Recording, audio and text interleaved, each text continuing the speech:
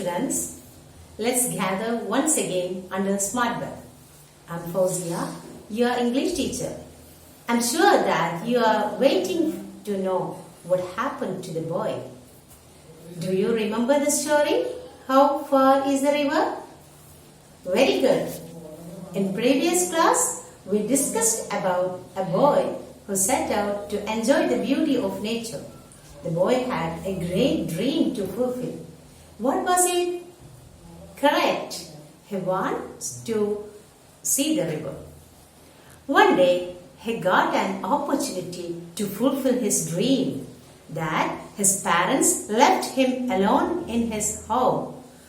On the way, he met a woodcutter. I think you remember the conversation between them. Then he met a girl. How was her approach to the boy?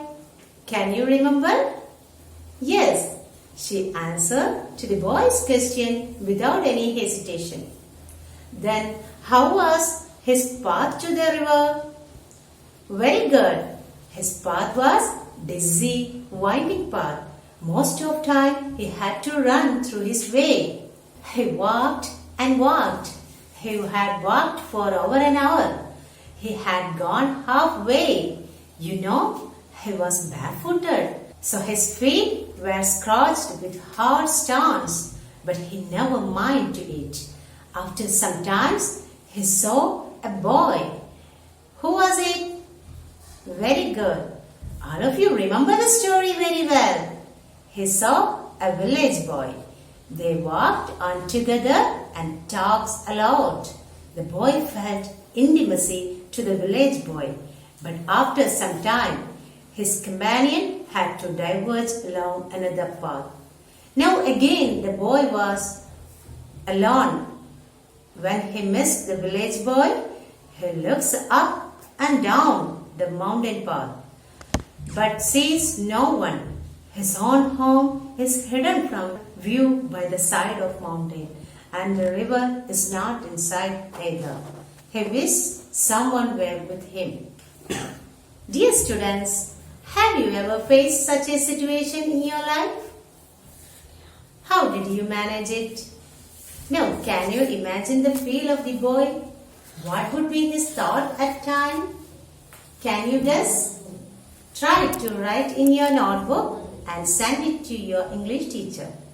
Now, let's go back to the story. He missed the village boy. He could not see his own home was also hidden from view by the side of the mountain. The river was not in sight either. He began to feel discouraged. He was sorry he had finished the bread. He might want it later. He was determined to see the river. He walked on along the hot, dusty, stony path, past mud huts and terraced fields, until there were no more fields or huts, only forest and sun and loneliness. Now there was no man or any sign of man's influence, only trees and rocks and bramble and flowers, only silence. The silence was impressive and a little frightening. It was different from the silence of a room or street. It was the silence of space, of the unknown, the silence of God. Then as the boy rounded a sharp bend, the silence broke into sound, a sudden roaring sound, the sound of the river. Far down in the valley, the river tumbled over rocks. The boy gasped and began to run.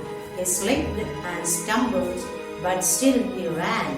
Then he was ankle deep in the painfully cold mountain water, and the water was blue and white and wonderful. What happened to the boy? Did you understand? Let me say, the boy began to feel discouraged because he missed the village boy.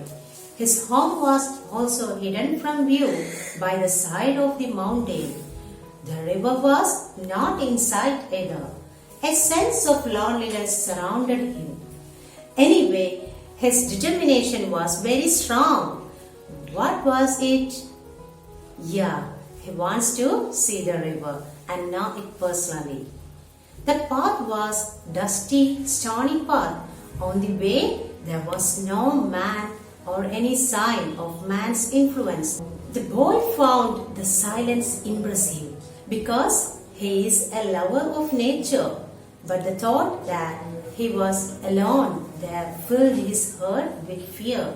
So he began to frighten. The silence did not took long time. A sudden roaring sound. Yes, it was the sound of river tumbled over rocks. After 2 hours adventurous trip, the boy has reached his goal. His heart leapt up when he saw the river in all its beauty and fullness. The water was clear blue and white. It was wonderful. I hope you enjoy the story. Listen, the water in this river is clear and bright, isn't it? Are your rivers the same? If not, why? In my opinion, I think the water in our rivers are not clean and bright. Now the rivers are polluted. Rivers have been turned into dumping grounds. They are being polluted with chemical waste from factories and other kinds of waste materials. Now, my dear students, how can we save our nature, our water source? I will show you some placards with slogans written by lovers of nature. What message we convert in these slogans? Correct. It's our duty and responsibility to save nature. Here, you can also write other slogans on the need of conserve nature. Now, look at the poster against deforestation. What would you see in the poster? Yes, here is a title and a picture, and there is a slogan also. Okay, you know there are certain steps while making a poster. Do you know what they are? I will tell you. The first step is the poster should be made in a box. So, you have to draw a layout, and the second step is the title or heading should be very attractive. So, you can write a catchy or attractive heading to your poster. And the third step is either color or draw or paste a picture related to the topic. So you can add pictures related to topic and make sure not to keep more than one picture. And the final step is that make it brief. Whatever you write should not be lengthy. So you should not write lengthy sentence. Instead, you can use phrases. Now here is an activity for you. Imagine that the nature club of your school is going to conducting a poster making competition in connection with the World Environment Day. Prepare a poster for the competition. So please write these activities in your English notebook and send it to your teacher. I believe you have got the message of the story. You should read the story and do your works. Hope you all are safe in your home and you have more times to do works, read books. So, try to protect our nature too as you can. I'm sure you can do it. All the best.